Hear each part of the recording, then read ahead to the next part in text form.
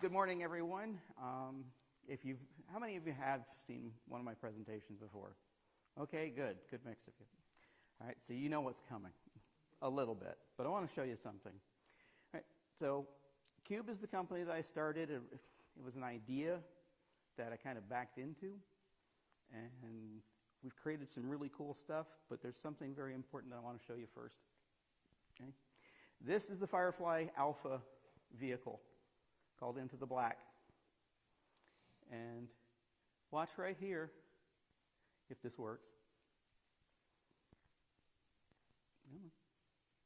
You can do it. It was working this morning. Of course it's not going to work now. There we go. Okay.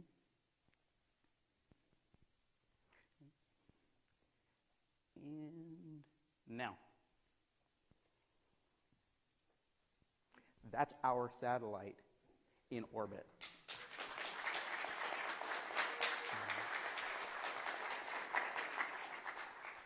This is the engineering model of that very satellite. And it wouldn't have been possible. When I was doing this myself, very difficult to do.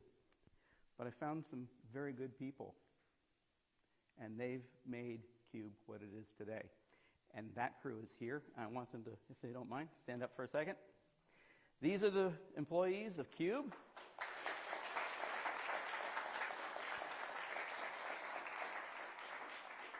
And they're making dreams happen. Okay. So I started this in 2015, really. It was, I thought I could make some hardware. Of course, I did my first print in 2013. I was the first one to 3D print a pocket cube, which is this big.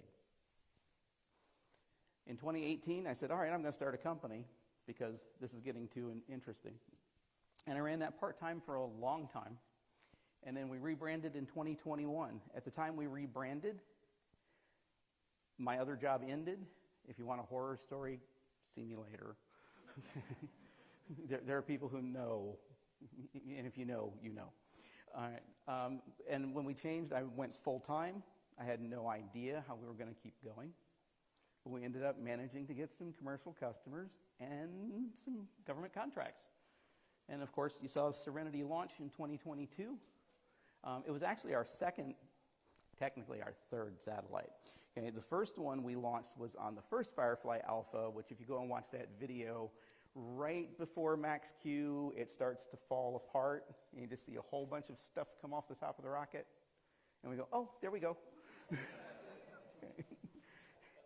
Somewhere on Vandenberg Space Force Base, there is a box with our satellite on it. I have no idea what it looks like falling from 50,000 feet. Okay. Then we launched Challenger, and it was based on the 3P platform, which is this. These are very tiny satellites. And it was launched. We didn't get video of it going out the door, and we never heard from it again. When things go wrong, you run a fault tree analysis. I don't know if anyone does that in software, but it's a very painful process. And it came down to the satellite froze to death before it had a chance to activate its solar panels. So this is what we do now. We've evolved our systems to be able to do more. It's great if you can take a little tiny picture, but we want to do more. This is a 6P. This is it right here. This is the entire satellite. And on board this satellite, which weighs 1.25 kilograms, or roughly 3 pounds, we fit an Earth observation system that works from near infrared to ultraviolet, has a synthetic aperture radar system that can be attached to it. It has laser communications that we're working on as an experiment, and it has S-band radio. So this time we can actually find the thing. Okay. It is very, very tiny, lightweight, and does everything we want it to do. Now, to get this out the door, this is all folded up. What do you think we use to get a satellite into space? Anybody got any idea? A spring. You've been here before, haven't you? Yeah, we use a spring. These are continuous force springs in here. This is the deployer for it, and that's it. We open the door and boop, out it goes. Silly, but it works. In order to get the Earth observation to fit in this little box, though, we also had to come up with some new technology. We found a gentleman in the Netherlands who is making monolithic telescopes. There aren't multiple lenses. It's a solid piece of glass that's this big. That is a 300 millimeter focal length telescope. It allows us to get 5 meters per pixel for our resolution. No one's done that in the size of a box. So we're like, yes! I mentioned the team, but there are a lot of folks who work on this. There's some names here you'll recognize. This community has been very helpful in making this company a success, and we wouldn't be here without you. We've always had just the right resources at just the right time to make the company work.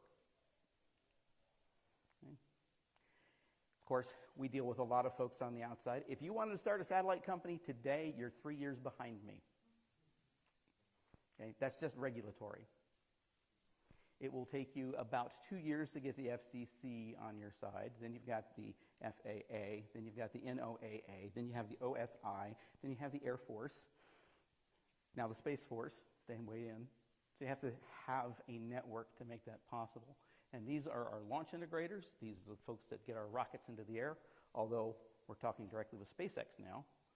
These are the folks who help us manufacture. These folks help us operate our systems, and then, of course, marketing, regulation, and outreach, because I believe in giving back. I help teachers in space. I help students learn how to do this because I think it's fun. Okay, so what we use. Here are some of the open source things that we use to make our satellites go. That's a pretty nice list, I think. And it's not all of it. So this community has really been helpful to make this go. This is coming up later. I'm going to suggest that you hang around for the next talk because Nathaniel and Nick are going to show you some really, really cool stuff they've been working on, and they have a surprise for you. Okay? So what are we going to do next? Well, you got to worry about the ground. We can build a satellite in about 3 months. We want to get it down to building one a day. Yes? Why do they have to wear a hairnet? Because when you make a satellite, now again, if you're familiar with the engineering axiom, measure with a micrometer, mark with a crayon, cut with a chainsaw, okay, we actually have to do all of the work. When we build the flight models, it's done in a clean room, an ISO 7 class 10,000 clean room. Okay? We built our own clean room. That's Nick and Tim standing in front of it. It's a custom build. It's a very, very, very tiny box, but it's 4 times bigger than the one we started with. So it's an improvement. You can actually get 2 people in there now instead of 1 person, kind of like this. So everything is done in a clean room. It's an ESD shielded room as well, because nothing like working on an open circuit board and going, what's that, zap? Okay, and you just wiped out $10,000 worth of hardware on an instant. Is it all surface mount that you're doing? All surface mount, yep. And most of the boards, we use Raspberry Pi for our CPU.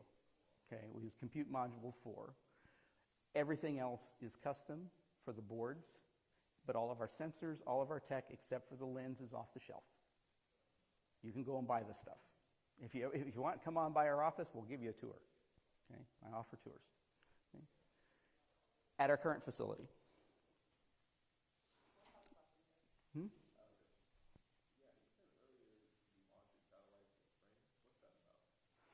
In order to get a separation from the spacecraft, you don't want to be hanging around the spacecraft for very long. Okay, SpaceX has a unique way of doing it. They open the door and they just let everything go. All right, they still have a slight spring that pushes everything away. The idea is you don't want to hang around.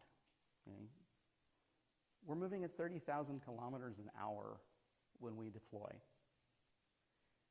A fraction of an arc second in angle is 60 to 80 mile per hour impact. I know I just changed my units. Sorry, folks. That gets the better of me. We do everything in metric. All right? When we're building these, everything's in metric. Okay? But yeah, the idea of the spring is to separate things enough so that they don't come back and collide. Because that's the last thing you want to do. It's like, okay, I've got a satellite here with me, and I'm doing this, and it's going to drift right back into me because of Newton's law of gravity. So you want to get a little bit of distance. So about our facility. I started this in 160 square feet. From that podium to here, the same distance back, was the original studio where we designed these things. Not very conducive for building satellites, but we made it work. A year there, and then we moved to a 600 square foot two-car garage because it was the only space we could find. Now we occupy a 2,500 square foot state-of-the-art facility. This team, by the way, built it. Next up, we're moving to a 20,000 square foot facility. We've identified the building, and we're hoping to move within the next 9 to 10 months. What will we do there? Make that one day per satellite a reality. Not bad since 2018. Okay? Now, in orbit, we want to make some serious changes to our systems. We want to get from 5 meters per pixel to 2 meters per pixel. At 2 meters per pixel, I can identify a car from space. Okay, now that's what we can do, so think what the NSA can do. Okay? It's scary. Right? We're going to add some air quality sensors. We are doing this for a specific reason. When I started, it was just to put a satellite in space.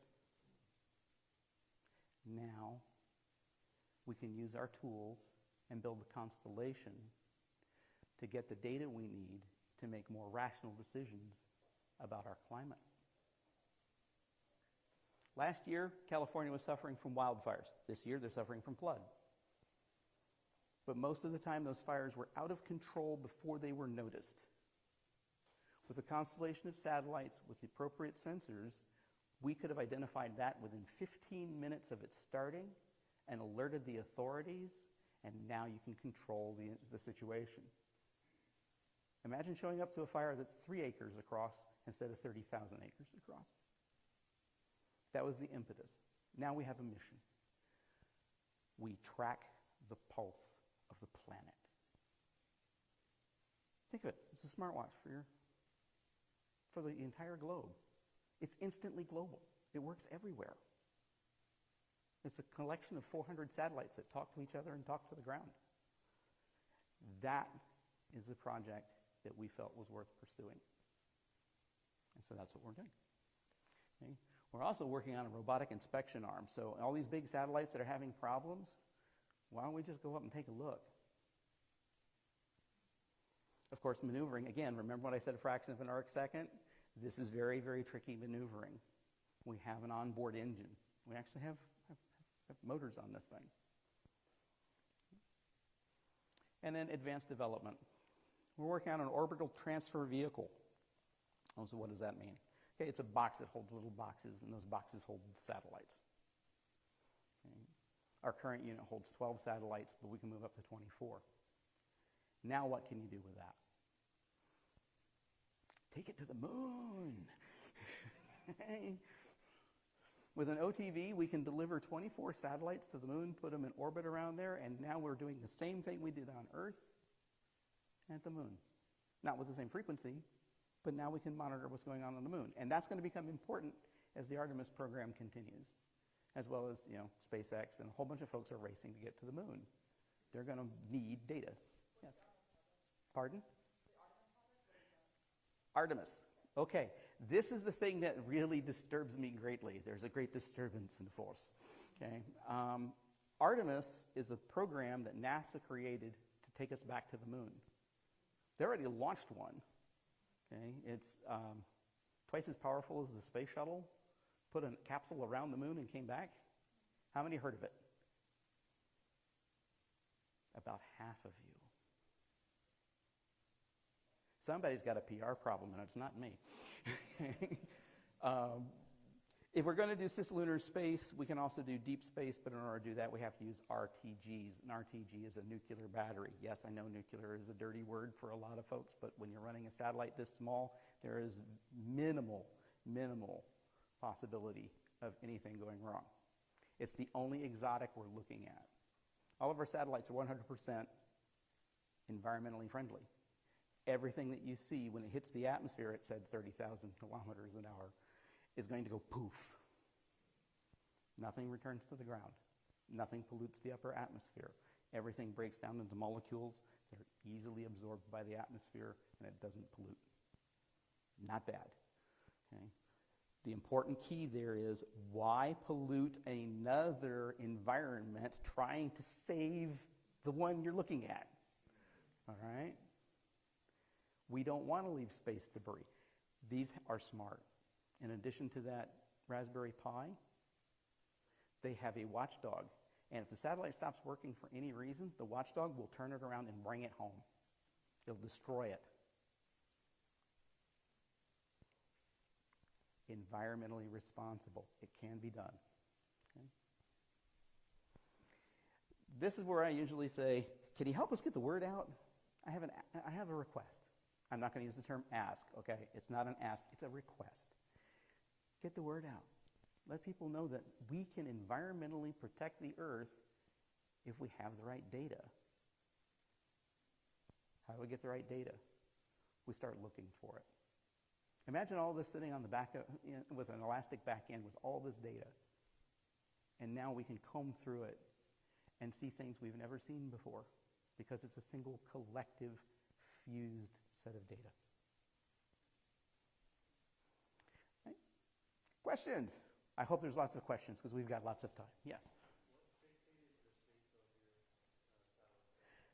What dictated it is the form. Sorry, Joe, can you do me a favor? Yeah. I'm going to try to run around. If people have Okay. questions, I'm going to try to get you a microphone. But if they're like on the other side, just shout out your question, and Joe, can you repeat it? Yeah, okay. All right, cool. All right, so the question is, why this particular form factor? What dictates it? Well, what dictates it is Bob Twiggs came up with the idea. Same guy who invented the CubeSat concept created this one and then threw it away. That's a 10-centimeter box. This is a 5-centimeter box. And for some reason, I had the glorious idea that we could fit everything into this. Okay? Be very careful what you wish to attempt. This was a functioning satellite. I was ready to go. The FCC would not let it fly because it's too small.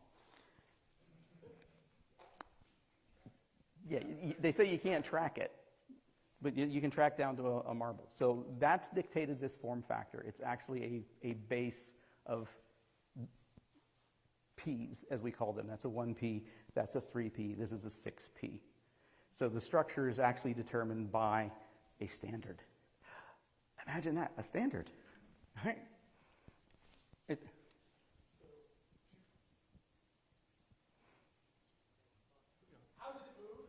How does it move? And how does it generate power? Kind of a two-parter. Okay, it generates power because on the back of this thing, which I probably didn't show, is an entire solar array. We generate about 26 watts of power. Yes, this is a demo model. It's been dinged. Please, if you can't take a look at it later, don't pick it up. Pardon? It's been to Scotland. Yes, it did make it to Scotland and back, and that's the only damage it had. So, all right, that's how we get power. Now, how do we move around? We use two different systems, a passive and an active system. Okay? The passive system is this wonderful thing called gravity. Okay? I'm going to pick on this little guy. It's heavier on the bottom where the camera is. And even though you think zero gravity, it's not. It's microgravity. Okay? If you were to stop in orbit, you're falling. Okay? It's not going to be pleasant, but you will fall. So when we're moving at 30,000 kilometers per hour, we're essentially aiming at the ground and missing. That's an orbit. So it's weighted. Then inside here is a permanent magnet that aligns to the Earth's magnetic field. So it rotates 180 degrees every time it passes over the pole. That's the passive system. That's the backup. Inside is also a reaction wheel system. 4 reaction wheels that can adjust and spin the satellite any direction we want. Then we can fire the thruster and we can move. We have over 1 kilometer of delta V, which sounds like, oh, it's only a kilometer. 1 kilometer of delta V on a spacecraft at this size is unheard of. So that's how we get around. Okay, I'm not a chemist, but I'm curious and I'm dubious when you say that when it destroys itself or however it ends up that it's putting things in the atmosphere that are, and I'm using my term, benign. Can you give us a little more detail about how that's possible and what's being produced when it does destroy? Okay, the big thing when it comes to benign, okay, there are people who use like the reaction wheels. They're made out of tungsten in most cases. Tungsten will survive re-entry into their atmosphere and become a danger. Okay? There's actually a probability of someone getting hurt. When we talk about leaving nothing in the atmosphere, we are melting things at plasma level. We're at 3,000 degrees. All molecular structure starts to break down at that point. So we're down to basic molecules. That's how we do it. My question would be is, those molecules that are being created at the end of the process, I got the impression from you that you're suggesting those are benign to the atmosphere, yet it's putting things in the atmosphere that weren't there before. So it's trying to understand the effect that what's there has or doesn't have. Yeah, it's a net zero effect because everything is left is carbon. Thank you. What is the lifespan of a single satellite?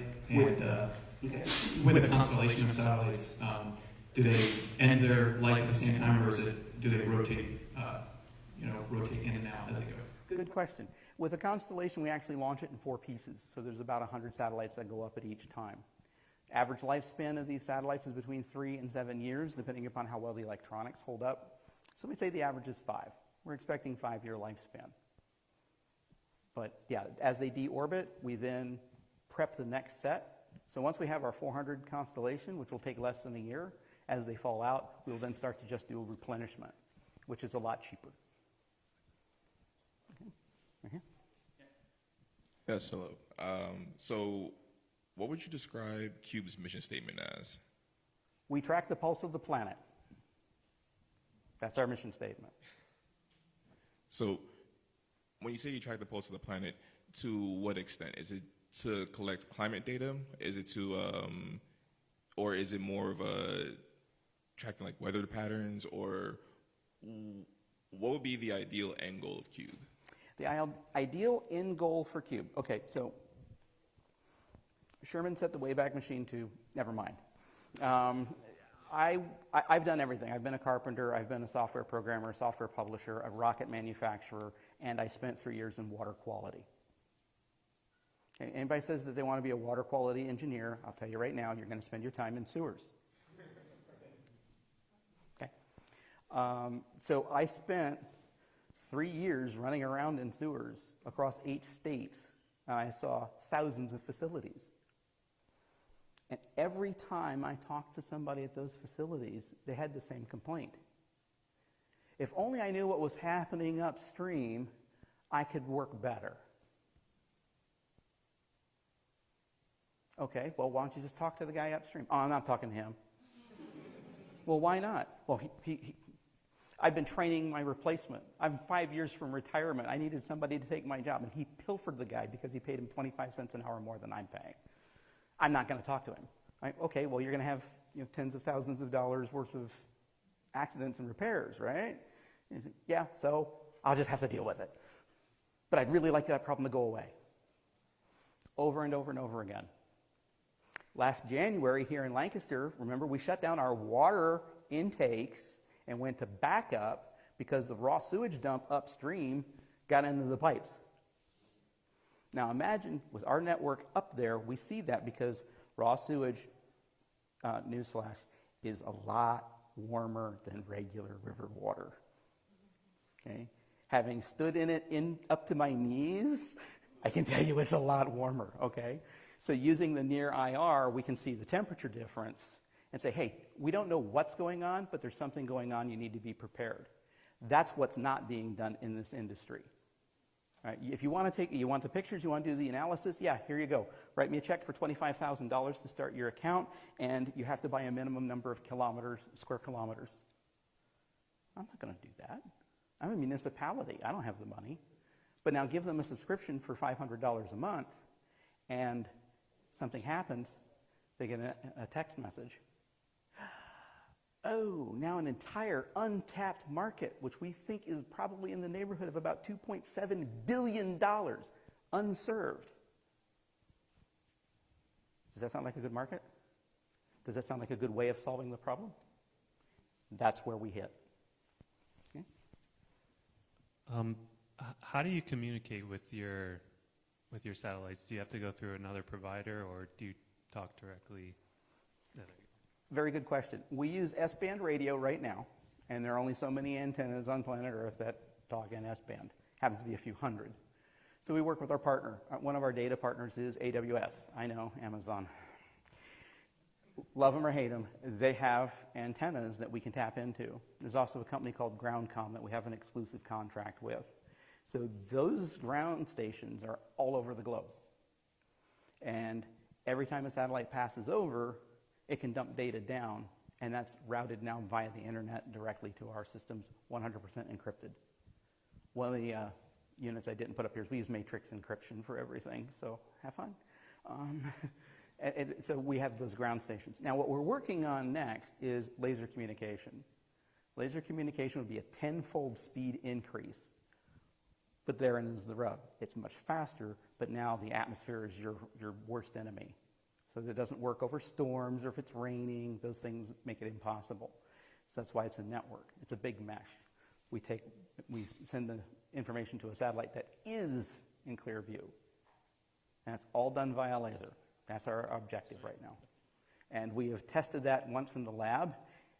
Nathaniel made a really, really cool rig, and we shot a laser across the room. Don't do this unless you have proper protection, which we do. We do not do that. OSHA will be on you when it comes to lasers. So we don't mess around. But he actually has done the first test, and we think we'll be ready by the end of the year.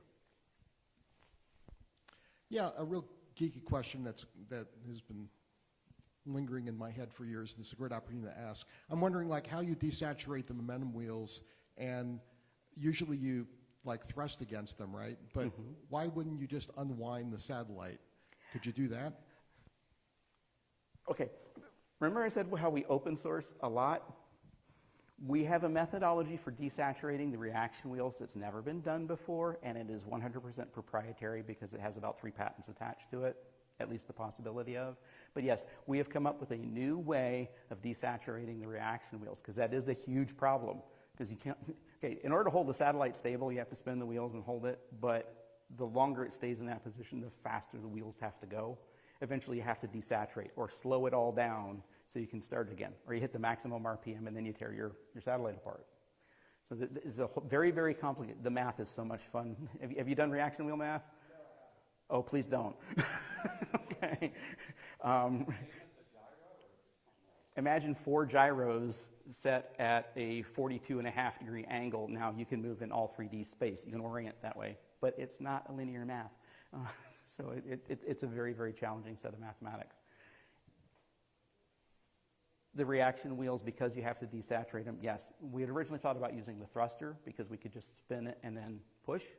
And instead of doing that, we found a way of desaturating magnetically. And I'll leave it at that. Hi. You mentioned it took like 2 years just to get through some of the paperwork with FCC and all that. Bureaucracy is one thing, but did you find any type of like pushback just to have this kind of mission statement? A lot of people are kind of, we know the power of open source, but sometimes what you might find might be counter to a narrative, political or media related. Do you see any pushback from the governmental agencies of trying to grab this kind of information and kind of opening it up a little more? And do you anticipate that for the future of like, hey, you have great information, let's keep it on the low side? Yeah, those are good questions. I have to be very delicate in how I answer this. The official answer is, no, we're not having any problems. The real answer is, oh yeah, okay. Like with the FCC, with this one. I mean, come on, it's harmless. It's made out of a 3D print. We grew this, okay? All of our internal structures are grown. And they said, well, we can't see it. I said, I've got radar signature proof that you can see it. Don't care. I've talked to this company called Leo Labs. They've got an even better radar system than you do. They've been tracking one from Nepal that's smaller than this. Don't care. All right, and then let's not get into the EPA. Okay? They would love the data, but they don't want to pay for it. And I understand. I would love to give it for free, but we can't. So. Go ahead. This sounds like a really cool company. Are you hiring? Yes and no. Okay. When I say we're interested in education and furthering education, we take in a lot of interns. We're actually full for this entire year.